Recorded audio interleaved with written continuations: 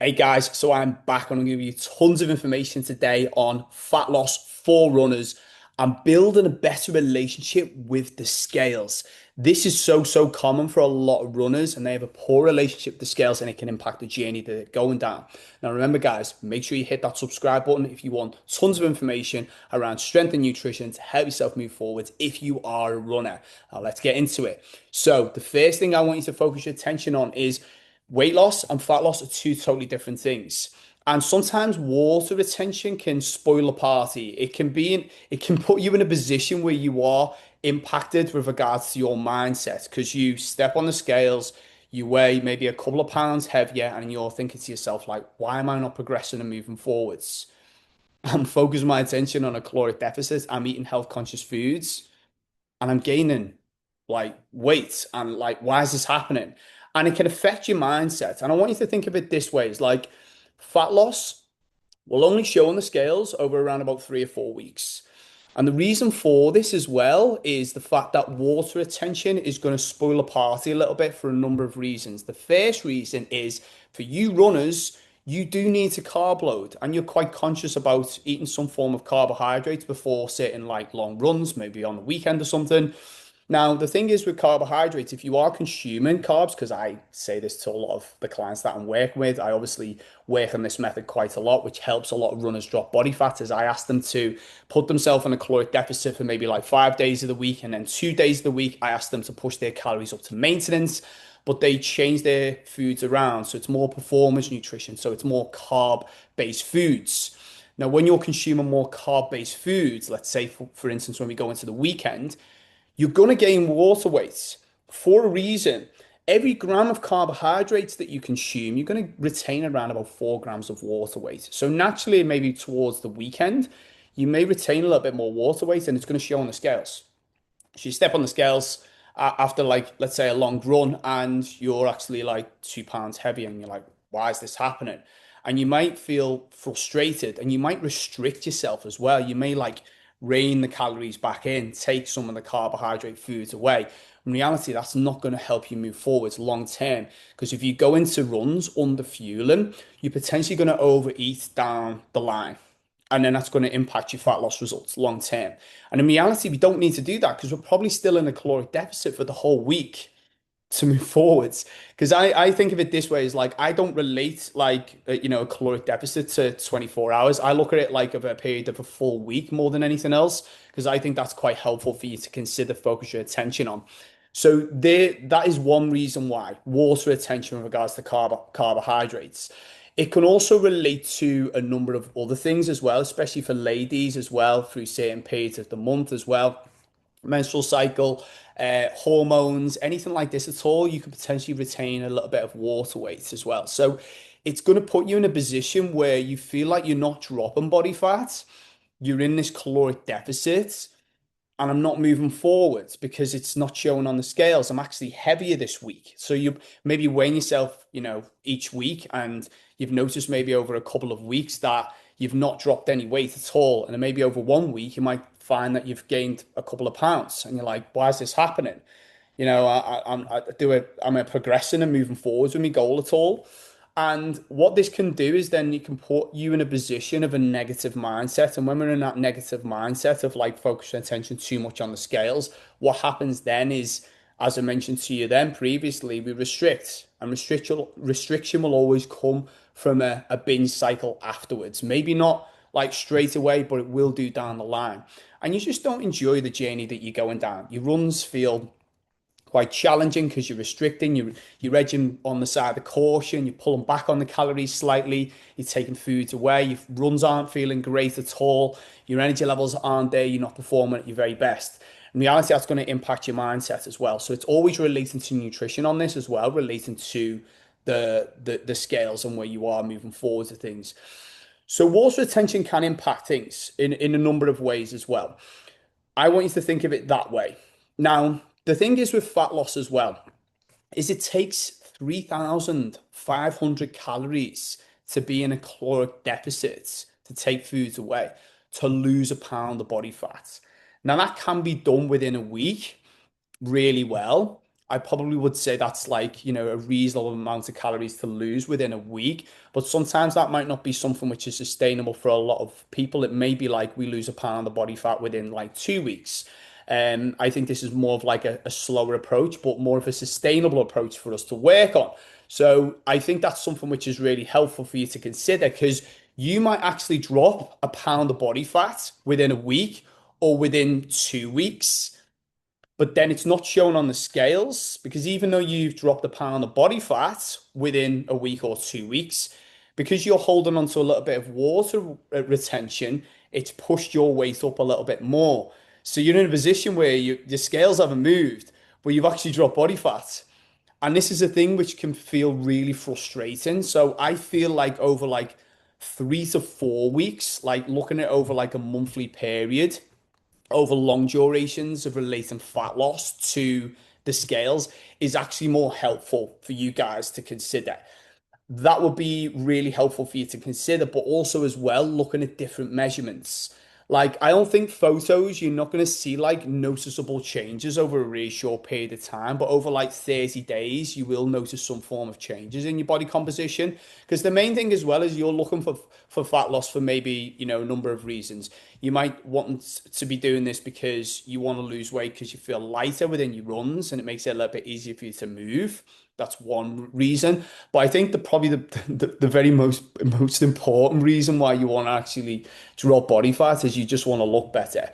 You want to feel more confident and look better. That's great. So we do need to take all the measurements like photos, which is probably the most important thing for us to consider with regards to fat loss. But I do feel as well with this is really helpful is like taking other measurements like waist circumference, hips, things like this can be really helpful. You can look at like body fat percentages as well. The only problem with that is like if you are going on, let's say like, these like scales, where you hold on to something and it like takes a measure of everything. It's never going to be an accurate measurement with regards to your fat loss. That's the only issue that you're going to have with this as well.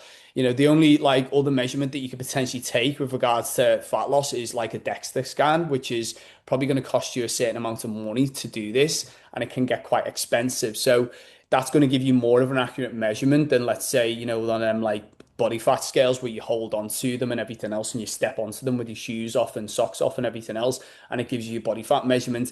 That's never going to be too specific with that, so I wouldn't focus your attention too much on their measurements because they're going to be a little bit inaccurate basically with that. So it's just something to consider, guys. Like, you have to trust the process sometimes as well, and like if you feel a little bit confused and unsure, it's always good to maybe reach out to, a professional who understands this a little bit more, maybe like myself or somebody else who can maybe give you a little bit more of an understanding of like the fluctuations with the scales and how this can impact your mindset a little bit more.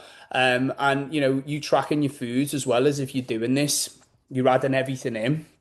You know you're completely accurate with everything at all. You're not missing anything out, and you're potentially over reporting, because I think that's helpful for a lot of people who are tracking calories, is they generally tend to underreport, but you're over reporting slightly as well, just to be on the safe side of things with tracking. That is really, really helpful because you kind of got an idea. It's like, I'm 100% in a caloric deficit. Sometimes you have to trust the process. I'm 100% in a caloric deficit. I'm tracking my foods. My step count is over 10K steps per day. I'm probably hitting like 80, maybe even 90K steps for the week. I honestly feel like I'm doing everything right now. Give it some time. Be patient. Give yourself at least 3 to 4 weeks of this as well. You need to trust the process. And slowly but surely, like actually, like over 3 to 4 weeks, because I've not put too much unwanted pressure on myself, I've trusted the process that I'm in a caloric deficit, and I'm getting a reasonable amount of steps in and stuff like that.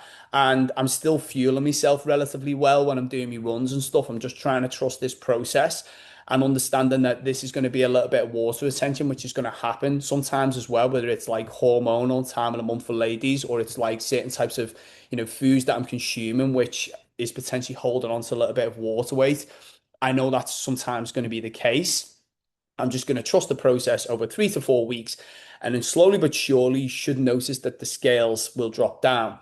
Now, if you are after, let's say, for instance, let's go 4 to 6 weeks, and you've been doing this and you're not seeing any reduction in the scales at all, then I would definitely say that we are probably not dropping a reasonable amount of body fat to see that showing on the scales.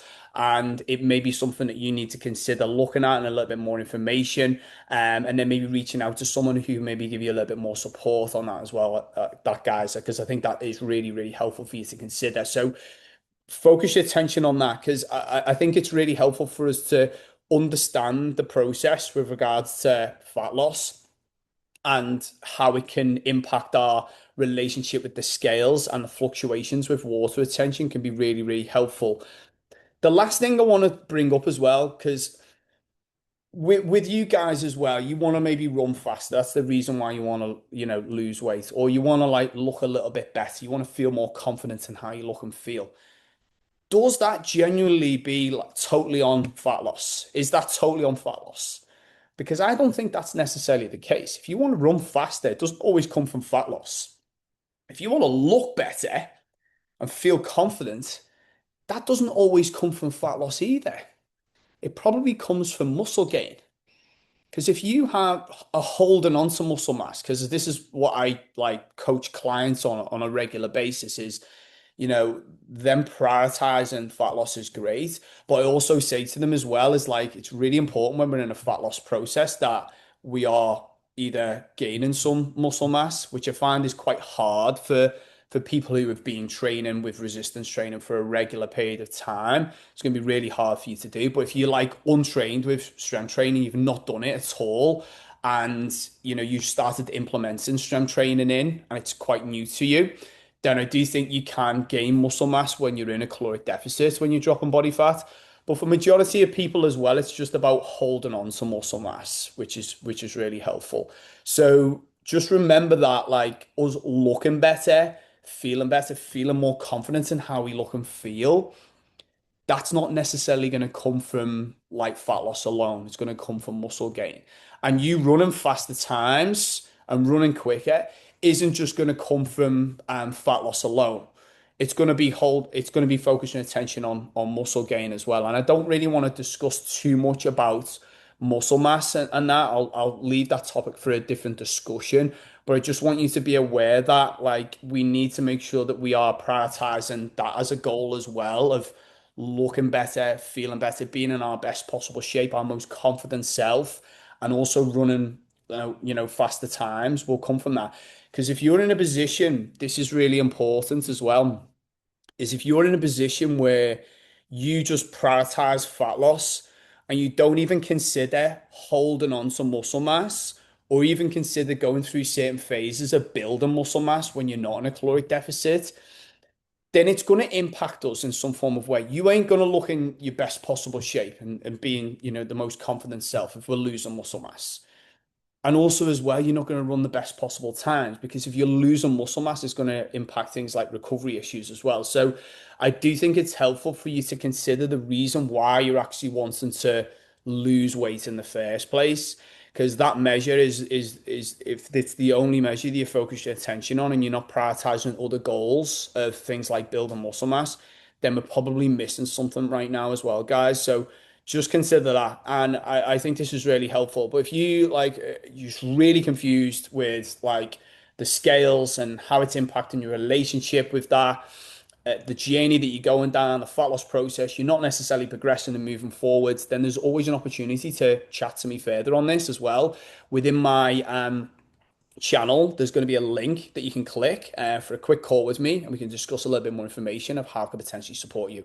But guys, remember, support is always needed. And if you need support, you can always click that link on my channel. Also, as well, you can hit that subscribe button. It's going to give you more support. Hope this helps, guys. Speak to you soon.